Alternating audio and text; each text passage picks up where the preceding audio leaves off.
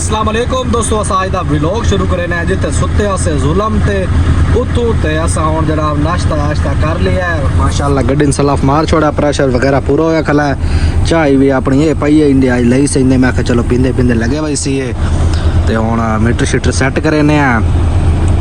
ते इंशाल्लाह लगे वही सी तुसा साडे नाल रासो तो अज दी रूटीन शेयर करे सी आज राती इंशाल्लाह रही अल्लाह दी रूह खैर तदी रात चढ़ वही सी अस हुण निकलदे अल्लाह दा नाम लैके तुसा साडे नाल रासो इंशाल्लाह मजा आसी। जनाब अस सफ़र शुरू किया है तो हुण असां जनाब हुमियात पहुँचते पे इन्हें समझो रह गया कोई 10-15 किलोमीटर उतो पेपर शेपर कटावने नो कटाईने तो बात इंशाल्लाह अग्गा छिकी वही सी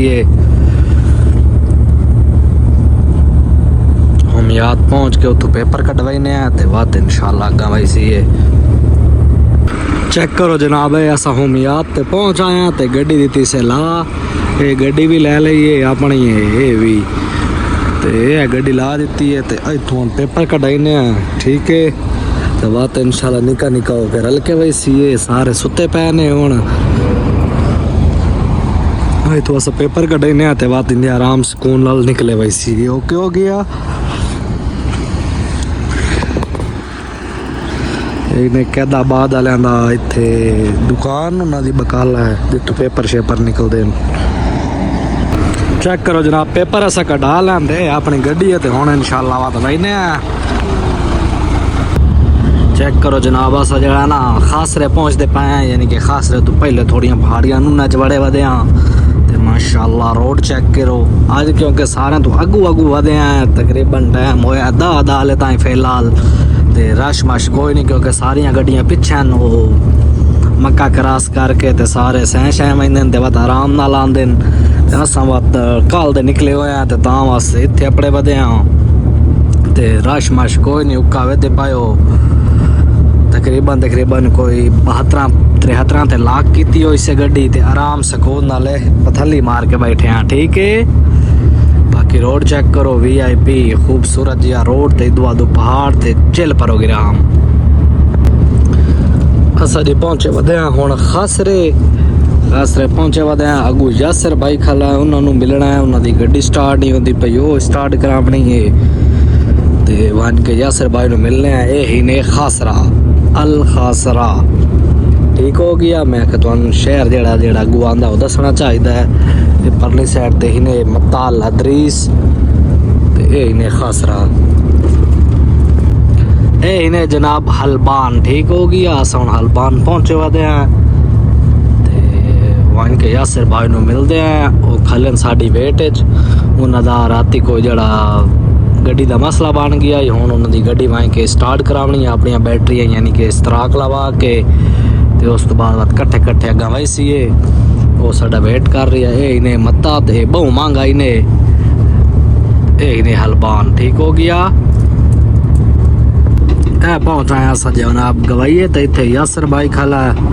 हुण मिलते हाँ तो आप अगली तरतीब वेने उसकी गड्डी का के मसला है स्टार्ट कराइने जनाब अपनी गड्डी गई ने खलो ते यासर भाई भैया ने वेदे पायो गड्डी का जड़ा ना वो मारा शुमारा चाई खला तो पता नहीं होने का के मसला है कुछ तो दसे ने तो बात जड़ा ना अगली तरतीब। अस्सलाम वालेकुम यासर भाई क्या हाल है ठीक हो तबीयत से ठीक है किवें रुले आप क्या मसला है यासर भाई दी गड्डी है नाल कोई बैटरियां शैटरियां लवाईने गड्डी स्टार्ट करवाईने बात इंशाल्लाह निका निका हो के अगर लिखते बाकी भाई जान जड़ा ना तो सुते पे आराम सुकून दे ये दोस्तों रोटी छोटी खादी से इतने यासर भाई रात दे पाया मेरी वजह तू खादी रोटी नहीं सुजने कट्ठियां खावनी है रोटी छोटी खादी होने दी गड्डी जड़ा वेने सलाफ शलाफ मरेने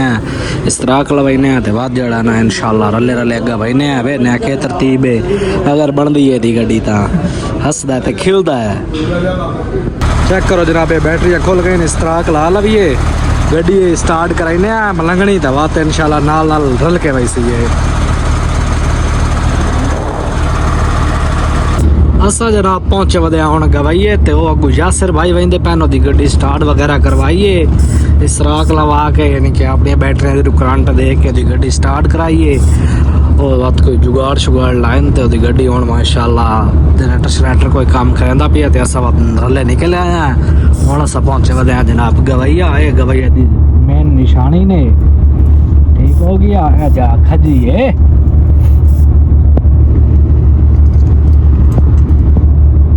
ਆਗੂ ਯਾਸਰ ਵੰਦਾ ਪਿਆ ਨੇ ਠੀਕ ਹੋ ਗਿਆ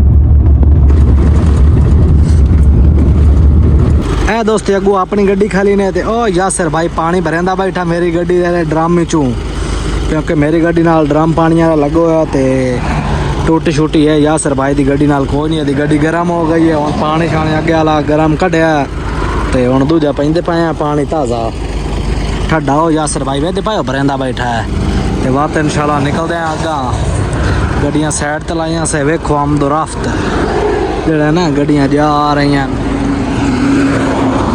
चेक करो माशाअल्लाह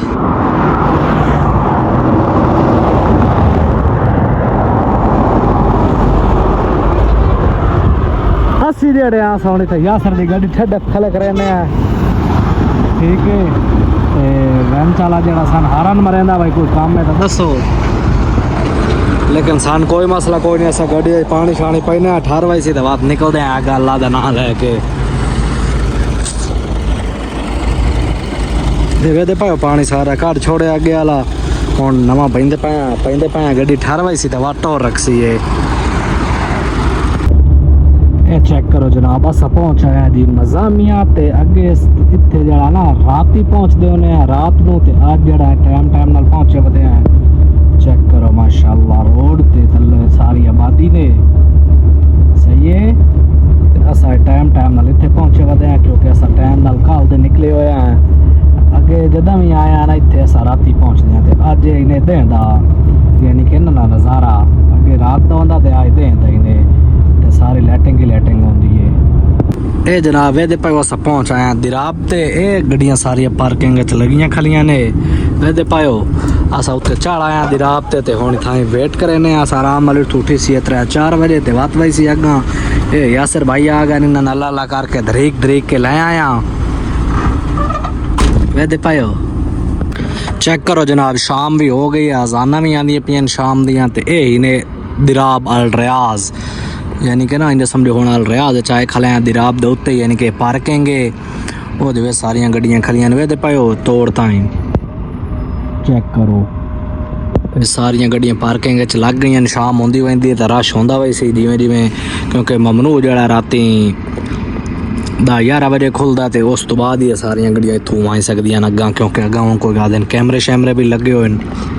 तां वास्ते जेड़ा ना इत्थे हुण सारे वेट कर रहे हैं जिवें ममनू खुलसी तो उस तो बाद वैसे चेक करो असां भी गड्डी जड़ी ला छोड़ी था सीधी तो असां भी वेट कर रहे हैं उसले धुप आई जेल्ले अस आया से तां वास्ते इधे मुँह करके गड्डी लाइए ठीक है तो ये इन्हें दिराब का माहौल हुण जड़ा बिल्कुल असां इत्थां वेट कर रहे हैं और गप शप काई नहीं ऐसा रियाज अपड़ा है तो बाकी जड़ा ना हुण ममनू खुलसी तो उस तो बाद वैसी है